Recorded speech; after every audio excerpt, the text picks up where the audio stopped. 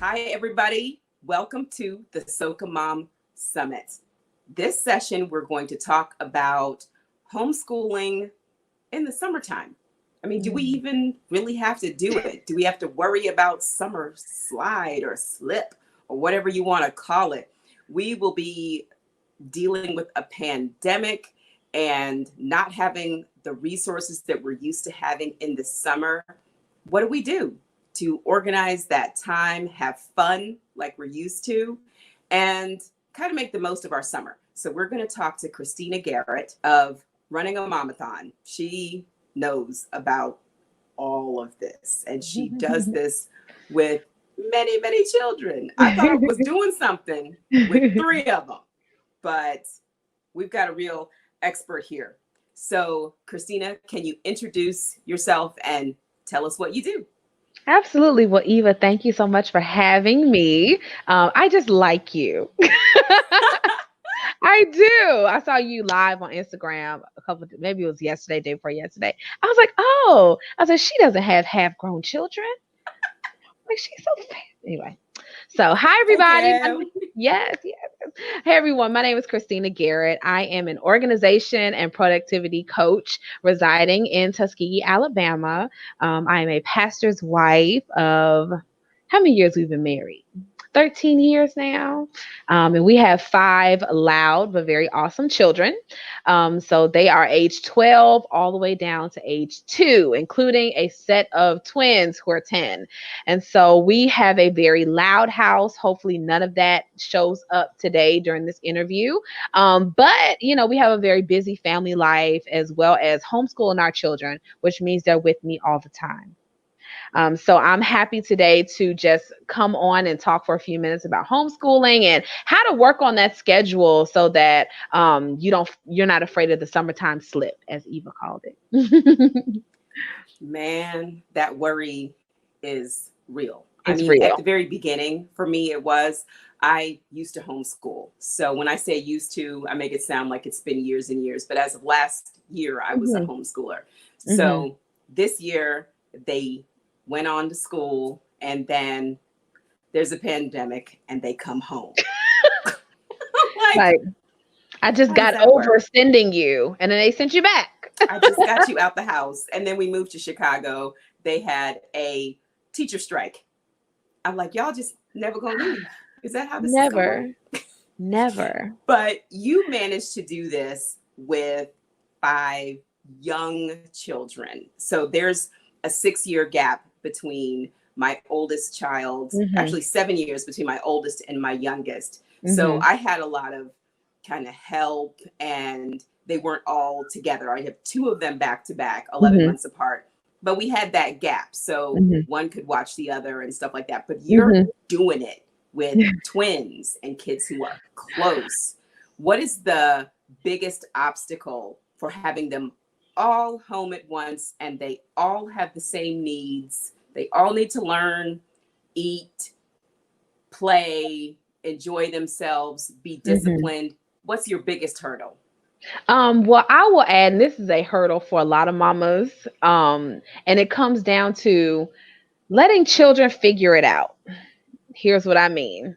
A lot of times I think we're kind of ingrained as young moms or early on that we are our children's great hype. We're their hope. We're, their playground. They're looking to me for everything, all this kind of stuff. That when they get just a little older, we try to continue being that same type of mom, if that Mm, makes sense. So we yes. will, your child is 8, 9, 10, 11, right on up, right? But you're still treating them like they're 3 or 4 in terms of their capabilities. And so for me personally, now I'm at the place through a lot of practical setups of look at the chore chart, Yes. don't call me until it's finished. I love it Like so while we much. having conversations, there's still stuff on the floor. Like, no, you can't have anything extra to eat. My floor is still jacked, like these are the conversations, and we say it with laughter and with love. But I think a lot of moms, they struggle because they feel like I have to be I'm every woman for the kids Yes. too. But Whitney was singing to her man. She wasn't singing to children. I So knew this was going to be fun. I'm Y'all, just I knew saying. this was going to be I'm just fun. saying we like each other. So, she was singing to her man. She was reminding her man that she's everything, not the kids. So here these children are, and you're doing everything. What I tell a lot of my mompreneur moms, okay, especially those who all of a sudden you're working at home or you had to bring your 9 to 5 to the house and all this kind of stuff. Unless you operate a cleaning service for a living, you are not paid to vacuum your floor.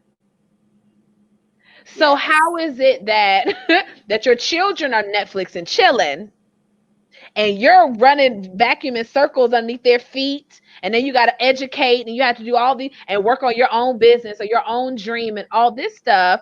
Okay, so we're going to homeschool from this pocket to this pocket of time. If you didn't get it today, tomorrow is another day, and we're not going to do homework, and we're not going to sit here all day because I got stuff to do too.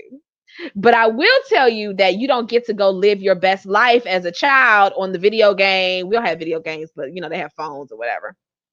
You don't get to go be that, free child until your grind work is done, which means your schoolwork for the day and your chore of the day, whatever, if that's the kitchen, living room, or whatever. And so for a lot of us, especially when it comes to the schoolwork, we're adding everything in there, thereby we are overwhelmed. But if we can say to our families across the board, okay, this is the time that we're going to do our schoolwork, and then we're going to have a time of cleaning up because it won't be me. It's not going to be all me. Even the 2-year-old can help do something, but making sure that we're delegating out to the entire family. And I know this isn't just homeschooling related or summer school related, but it's like, this helps me not to be so burdened down with everything because I'm sharing the load. And that's kind of the foundation of how Mm-hmm. you are able to do a camp mom. Yes. Because you can't have fun, like you said, until the grind work is done, Yeah. until you have put your plate in the sink. We're Yeah. not going to play Scrabble. We're not going to go outside. I'm not Yeah. taking you to the park so that I can come back and have to wash one dish at a time to get Yes. something to eat, or one Oh my pot at a goodness. time to Oh my make dinner. goodness. This, you're preaching. You're We're preaching. not doing that. So We're not yes, I doing that. love that foundation. You Thank can you, thank carry you, you can thank you. carry your load. Yes. So we now have them in line with love. Mm-hmm. Please put your dirty clothes in the hamper. Put those Yes. toys in the bucket or basket or however you all keep them. Yes. And put your dishes in the sink. We have Yes. everybody doing their part. So Yes. now we can have some fun. Yes. What is it that you do to keep everybody not only entertained? Because, like you said, we feel like we have to be everything. We got to Yeah. feed them, we got to clothe them, and now we got to dance for you like a rodeo Right. clown? I don't That think right so. there. Exactly. How do we have inclusive fun so that you have a good time, the kids have a good time, and everybody leaves feeling happy and fulfilled? One of the things that we lie out in terms of family communication, like I said, I can't be everything. I have other things to do. So we can enjoy each other and play together and all of this. But there's outside, period. Yes. So even though we can't go to all of our normal places that we would always go, you can always put on some insect repellent, go outside, play in the dirt, run laps. We have like big pastures outside of our apartment. You always have an apartment. We have big pastures outside where they can ride their bikes, they can roll in the dirt, they can carry trees. I don't know, whatever the things that kids do, give them an opportunity to be children.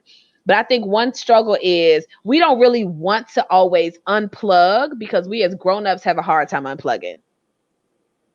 We as Yes. grown-ups have a hard time putting our phones away or logging off of our computer work or whatever those things are. We have trouble doing that. Even with all the social things happening in our social climate right now, we had trouble looking away from that, because it's like we kept processing and looking and scrolling and posting and so many things. It was hard for us to even unplug from that traumatic experience and grieve it in a healthy way.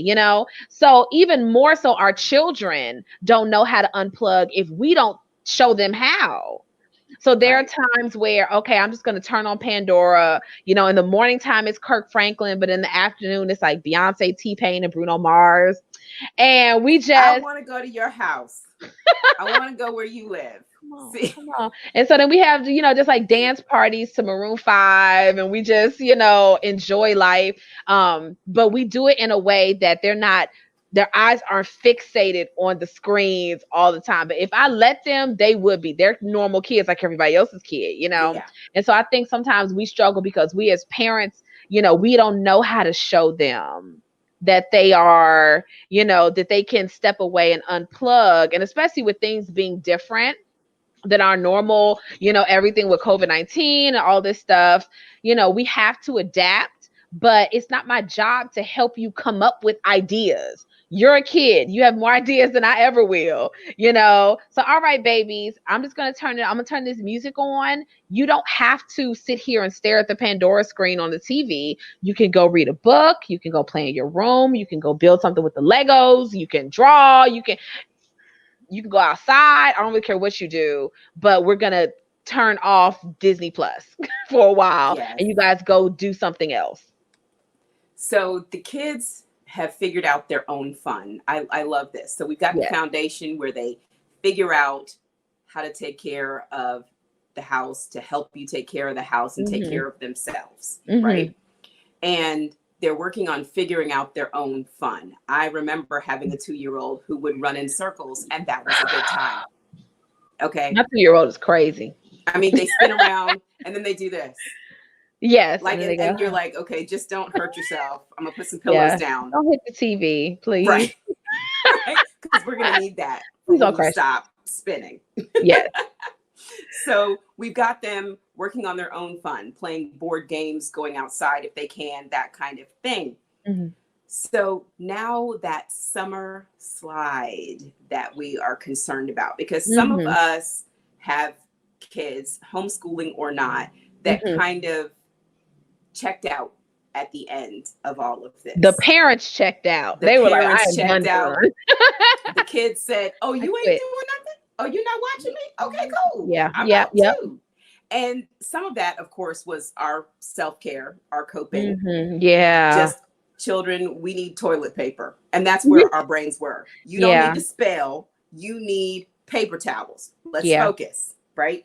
So now we are calming down a little bit and we're thinking about how do we have some sense of normalcy in the summer and also kind of make up for that 2-3 months that we didn't, let's just be honest, didn't care what was going on in their brains as far as what they were learning. So how do we kind of start to get them prepared for the next school year, whatever that looks like? If you're going to continue homeschooling, because some people, once their kids came out, they said, hey, I can do this. Yeah. I like my kid a lot more than I thought I did. Yeah. So they're bringing the kids home, or if the school is going to be virtual for a while, or if they're taking them to school, how do they kind of move them towards caring about learning again? What are some of the first steps that people can take?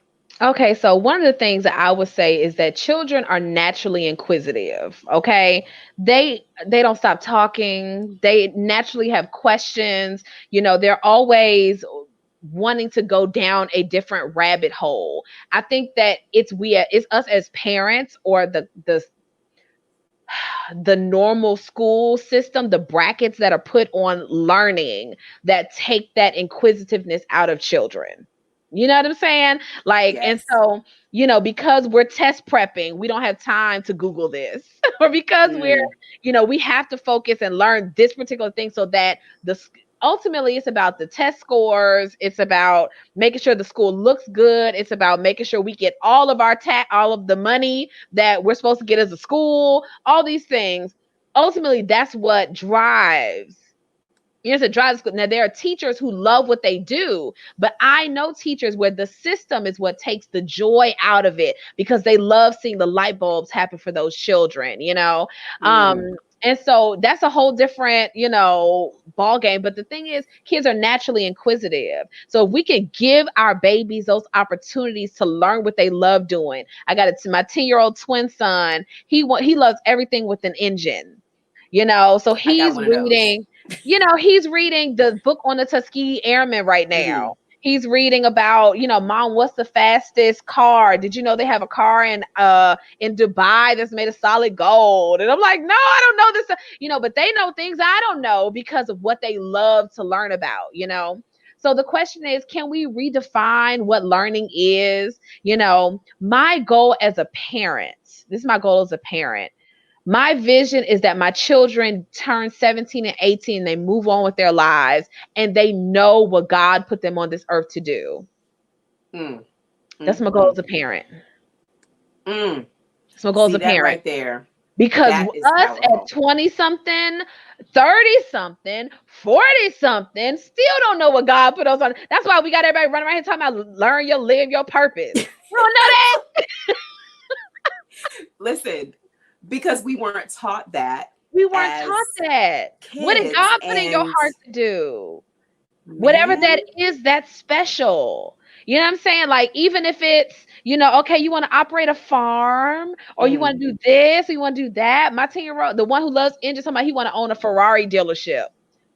Well, son, let's find out how much that costs. amen, How much does that cost? amen. Or Lamborghini dealership. How much does that cost? Let's find out from a business sense. My daughter's walking around with Mom, I want to have my own business doing it. Okay, great. Let's figure out what it takes for you to get to your goal of doing what you love to do. But I think a lot of times we raise our kids just to make it, just survive. And I really want my children, and I believe everyone who's watching, we want their children also to walk into their possessed land. Like, I know why I'm here. I know of some homeschooling kids, 16-year-old boy getting his pilot's license. He's been training for the last several years. At 16, he's going to have like I could fly a Delta plane license. Mm. But because you know what you love, now I, as a parent, can guide you to those resources. And so I have one saying amongst our community, be the guide, not the guru. So sometimes Mm. for our children, we feel like we have to be everything. I'm the guru of everything. But if you've never danced a day in your life, you're not going to go and try and teach your kid ballet.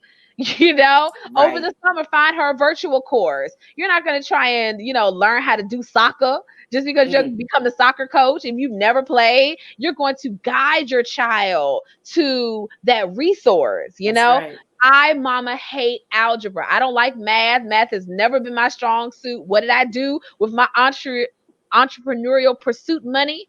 I paid for a summer tutor. Yes, I Yes. did. Yes. Why? Be the guide, not the guru. It's going to take me just long to learn this sitting here with you. You know, We both not gonna do this math we here. can't, Oh, please you believe I went know. and got a physics tutor Oh because my I gosh. took physics and I made it. I did But too. And I did. teach I got it, a B. I'm not going to teach that. And Why I do think we that's do some of the that? part of what you were saying, that we feel like we have to be everything. And that's what Yeah. turns some people off of homeschooling because Yeah. I can't teach Yeah. that. I'm But not going to. I that's refuse right. to learn that. I'm not learning physics. It's not in my purpose. No, no.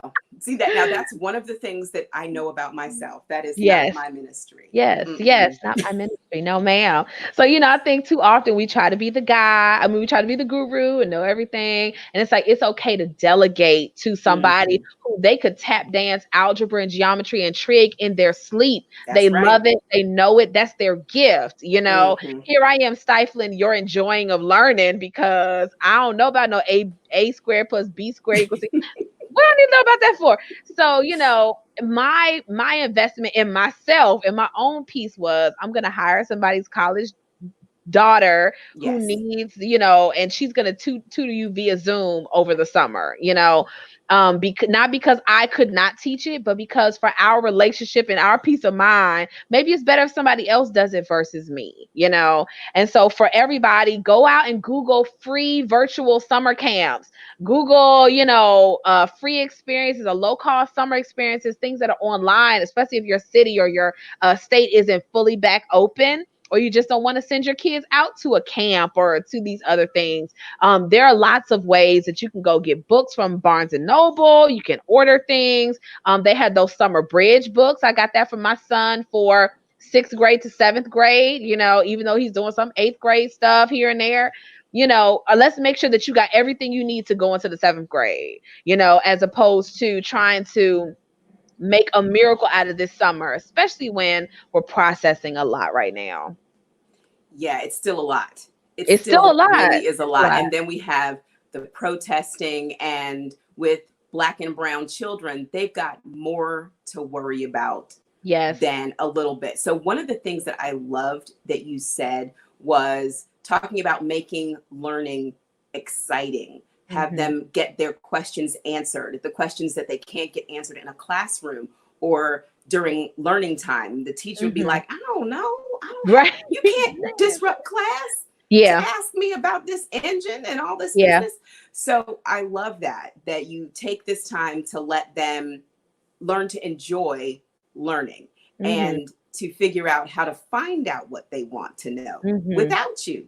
And one of the things I'm seeing in this conversation is independence. Teaching these kids how to deal with life on their own and being a guide. That is so, so important. So you're getting ready to start summer if you haven't already. I know we are still, we were talking about this before we started. I used to just say, I'm done when I was homeschooling in like April 15th. Like sometimes Easter, I'd be like, I can't. We're all done. Tax time, I'd be like, I can't think no more, children. But that's the thing, though. That's the thing. Like everybody's like, you start this homeschool year, like, and then about March, you're like, I can't. This is over. I just can't. This is so over. And that whole mamathon thing. Oh yes, you have to pace yourself. Yes, Lord. Because by the end of the year and it gets warm, the kids are tired of you. You don't want to see them. Yes. You don't want to talk to them about anything school related. So you'll be like, I think you know enough now to move on. My son's like, Mom, when are we doing school again? I was like, school. No habla inglés. I don't know what you mean by that. Yeah. We'll talk about that. And then sometimes I start late. Yeah. So quit early, stop late. I don't want to do it. Yeah. We'll talk about it after Labor Day. Don't want to do it. Yeah, but see, we homeschool year round anyway. And so maybe it's like last week I said, oh, we're going to start our homeschool year, and then my mom was having some health challenges and George Floyd. And I was like, and then my closets were cluttered. And I was like, okay, no, time out. And so I literally started like going through my house and clearing spaces and decluttering and stuff like that. Like I want to be able to go in with a clear and open mind, my work schedule and stuff. And, so I was like, all right, I need to make sure that I'm okay. I know y'all are ready to learn and you want to start your new 5th grade book and all this other kind of stuff, but I'm really thinking it's June 10th, another 2 weeks, my mom's coming for a visit. So I said, let me be gracious to myself, let Eva be gracious to herself. My kids are not their brains aren't going to crumble. I think the harder thing is disciplining ourselves as parents to say, turn off the tech. Yes. And just go be. What do I go be and do? I don't know. That's not up to me. That's up to not you my to problem. Figure that out. That's not my problem. And so they're up at 8 a.m. They ask if they can watch a movie. No, we're not going to turn the TV on until lunchtime. What are we going to do? That's not up to me to figure out. That's up to you to figure out. You can go draw, you can go read, you can do whatever you want to do, but find something to do other than looking in the screen. Mommy has things to do this afternoon, whether that's coaching calls or interviews or whatever, so that'll be all time to be on the TV when I don't want to see you anyway. Yes. Let me tell you, this child told me today, because she turned in her last assignment. She tells me today, I'm bored now that school is over. And they want you to come up with something. I don't know what that has. That has nothing to do with me. Houseway. You got stuff you can do. She said, well, I've been through all my coding projects that I hadn't finished, and then I finished those. And I'm like, look at you. That is overachieving. Wonderful. Look at you doing stuff. I don't have anything to fill in your gaps. So, but what I do love, I'm hearing that your children are excited to get back to school. You know how kids will be excited for school to be out? Yes. And then they're excited for summer, and they're excited to sit down and look at screens. Your kids are like, when are we opening this book? Yeah. And I saw that in my kids one time when the books came and I left them at the door. Yeah. And they're looking at that package like, what's that? Is that for me? Yeah. What's in there? Yeah. So I like that your kids are excited and they're ready. One of the things that I don't do, though, and I always ask all the parents, especially if they're considering keeping their kids home next year, is how much time do you actually think your kids spend learning at school? Not that much. They drop them off. I mean, let's just be real. At 8:00. They get out at, I don't know, 2:30, 3:00. I don't know, whatever time kids get out of school nowadays. So, but they're not learning all day. And so even what all of us have been doing now is not homeschooling, because you couldn't go to your co-ops or your play dates or church activities or whatever it is that you do with your family, sports, all this stuff. You didn't have access to any of that too. So even homeschoolers, like, we live in our car, you know what I mean? We are always going to ministry. So they got choir and dance and play dates, and we meet up with people. So even now we've had to modify our homeschool life. But what I do recognize is often we feel like our children are learning all day. And it's like they get to school, the teacher has to say, hey, no, nuh-uh, don't do that. You sit over here. It's such a magnanimous amount of things that are happening, changing classes, cafeteria, all this stuff. When I sit down with my 12-year-old son, we work together for about 2 hours. That's because he was doing 7th grade work.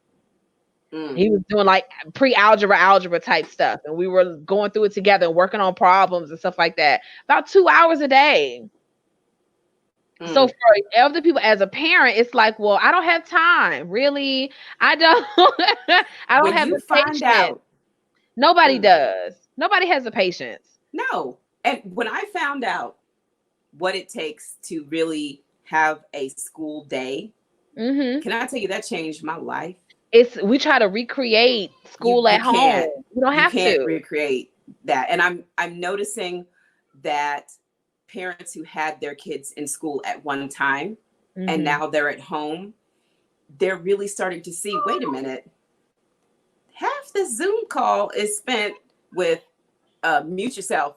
Please mute yourself. Mute yourself. I can't see you. At the house. I can't see you. And there's a version of that happening in the classroom. Please sit down. Please stand up. Are you awake? So wake up. Right. So I was able to get homeschooling done by noon. They're tired of looking at me. Game changer. I'm tired of looking at them. Yes. And so I hope that the moms who have had to modify and then work on top of that are giving themselves some grace. Because really, absolutely. That's after not 2:00, I'm done. At 2:00, I'm done. I need a nap. I'm working on getting up at 6 a.m., working out and running before everybody's up. And then, all right, everyone, let's sit down at 9:00. And then by 1, it's lunchtime and we're all free to go I'm working on that, but there are some days where I'm working because I do digital marketing for somebody. So some days I'm doing that all morning and scheduling her stuff all morning. So we may not homeschool until 12 or 1 o'clock, but let me tell you, by the time 3, 4 o'clock roll around, it's like, I need a nap. Yeah. There's nothing. I'm done. I'm Done. toast. I'm done. And you've got little children. Yes, So the toddler is insane. a 2-year-old? Yeah, I drank coffee when I was pregnant with him, and it shows every day. He's like, he just throws the door open like, Like he's in a slingshot. You just yes, he's absolutely crazy. So with him, it's like, oh, please nap. Can we put off school till he sleep? Can we just take a small break? Please. I need a break. I need a break. But it happens to even the best of moms, where it's like, I'm overwhelmed, I'm PMSing, family life happens, and things come up in our lives, maybe with our spouse or, with extended family, Yes. you name it, and I need that day or I need that time, or emotionally, I'm not where I need to be to teach you, or the kid is having a prepubescent meltdown. Okay, you know what? In order for me not to we gonna call the kids today, and then they go off crying. I just want to do school. You know what? I want to do school with you too, but you can't handle it right now. I'm not handling it very well right now. So I would rather maintain our relationship. Yes. Than that's a word. Done. That I would is rather a us word. most of us can't teach our kids because we don't have a good relationship with our kids. If we could work on those relationships, when the question is wrong, you laugh about it. Like, girl, what did you do? I'm a failure. No, you're not, girl. This our first day doing this. We're gonna try again tomorrow. Like you're able to have that healthy perspective with them because we worked on the relationship. The relationship comes before the education, and sometimes we're trying to teach kids and then make school happen at home.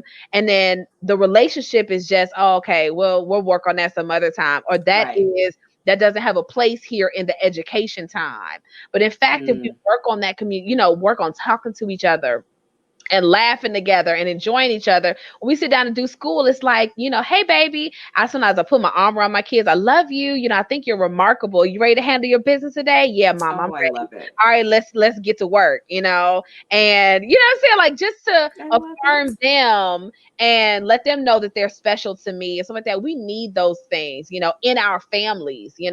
We need that love and that verbal expression. And I think sometimes we miss out on that. I was telling my husband, talking about spouses, significant others, or husbands and wives, it's okay we want men to say to us, tell me that you want me here, that you need me here, that you love me. But maybe we have trouble telling our men because they need to hear that too. I want you here. I need you here. I love you, and then to say it to our children too. That might be doing too much. I love you. I'm glad I had you. I didn't plan on it, but I'm glad you're here. Listen, when they ask me, so when you were thinking about having me, and then I'm sitting there like, thinking about having you? This isn't how this conversation should start. No. But you know what? You're right. I'm glad you're here now. I'm glad you're here now. You have enriched my life. Yes, and even though you get on my nerves, I'm glad that you're not here. Y'all so annoying, and they just be laughing about. I'm like, no, for real, y'all get on like, close my door. Like, mommy's not playing now. I'm not playing. Oh my gosh, I had so much fun with you. This is a great time. So one of the things that I have picked up during this conversation is we can use this summertime, this camp mom, to not only teach the kids, but to get to know them and build that relationship through play, through trusting them to be independent, and through just loving on them and telling them that we appreciate them. Camp mom ain't got to be going to the pool. Yes. It don't have to be going on vacation. It doesn't have to be constant worksheets trying to make sure they're ready for next year. They will be ready to learn if you give them a hug and tell them that they are smart and you appreciate them. Yeah. Thank you so much. You're so welcome. You're welcome. And one thing I've found, especially when they're like elementary age kids, it's like, well, how is it that, I want to make sure they're ready. Ready for what? Where are they going?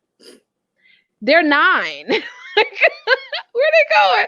Well, for the next school year. Okay, well, they got time. They say, and I forget the name of the article, but they were talking about how almost everything you need to learn to go to college and do well, you can learn in 2 to 3 years. Mm-hmm. So It's true. why are we like, learn it now? It's like, really all they care about is, did you do okay in high school? Did you show up for stuff? My brother got a 700 and something on his SAT. Went to college, got a scholarship, started working at Walmart, and while he was in college, now he manages, like, his face is on the building. The guy that he walked in. So successful. I'm successful. You know what I'm saying? Look. In the grand scheme of things. But what does matter is relationship. Bump all the other stuff. What matters is relationship. Will y'all like each other later? Woo. When they leave to go to college, do they never want to come back home because you're crazy? Are they let's be real. Let's be real. So over the summer, they talk to you? Will they talk to you? Do when like they do get in trouble? Because kids are dumb sometimes. Kids are kids, yes. And I was dumb, right? But will they come to you and say, listen, I realize I did a dumb thing. Yes. Can we talk? Can we? I know I was rude, but I know you love me. Yeah. I know you appreciate me because you told me that. So, can we talk about it? Mm-hmm. Thank you so much for being here and taking your time to share. You have a community of your own. I do. Right? They're awesome. Yes. And I want you to tell us about that community because, guys, there's the Soka Mom community, but there are so many other communities for you to be a part of that you can learn and grow and meet new people, meet amazing people like Christina. Okay. So please tell us about your community, how people can get involved, and how the Soka Mom community can support you. Well, I'm so grateful. I would love to do an interview with you sometime. We could just powwow and talk via Zoom or something about what the things that you're passionate about as well. And we have another conversation. But I am I'm not going to say, I'm a community leader. I have to be honest. I'm a community leader, just like Eva is, where we're able and gifted to gather together these groups of women to learn and grow based upon what they need. Okay. So the Mamathon Divas, they are dazzling women of faith who are juggling multiple facets in their life. They are a lot of times wives, they're moms, but some of them are unmarried with no kids, but they're all dedicated to, I hope you can hear that, baby, all dedicated to running their race well. And so what we do in the Mamathon Diva Tribe on Facebook is I come in often every week to teach them about practical priority management tips for busy women to help them get more done by strategically doing less. And so if you, I would love for the ladies to connect with me on Instagram or Facebook or come join our Facebook community. And I'm happy to also serve your community in whatever ways you may need as well. Thank you so much. Please let me know when you want to talk again. I had a good time. Excited. Me too. Ooh, that was good. That was good. Too. So everyone, I hope that you are enjoying the Soka Mom Summit. Thank you so much for joining us. Please, support Christina and everything that she is doing. You have already got a taste of what an awesome human being she is, all of the information she has to give. So go to SokaMomSummit.com. Check out her speaker page. It has all of the links to get to her Facebook group, to get to her website, to connect with her on social media, and have a good rest of the day. I hope that these tips have inspired you to connect with your kids over the summer. You don't have to be the playground, the jungle gym, their entertainment source, but you can be their person. That's very, very important. So thank you very much. Thank you, Christina. And we will see everybody soon. Okay. Bye.